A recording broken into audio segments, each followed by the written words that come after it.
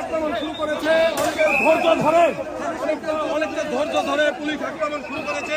Police একজনকে আটক করেছে। চলে গেছেন পুলিশ, দেখতে পাচ্ছেন কার্যালয়ের সামনে।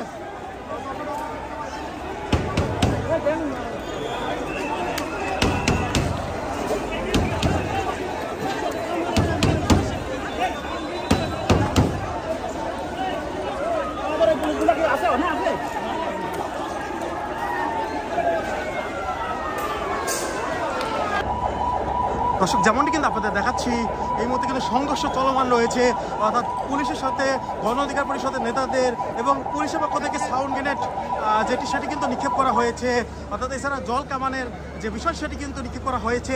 এক কথায় বলতে গেলে গতকালকে ঘটনার পরে আজকে কিছুক্ষণ আগে মিছিল নিয়ে আসলে জাতীয় পার্টির অফিস ভাঙচুর করে গণ অধিকার পরিষদের নেতারা। এরপরই কিন্তু মূলত ভায়োলেন্ট হয়ে ওঠে, পুলিশ জল কামান নিক্ষেপ করে।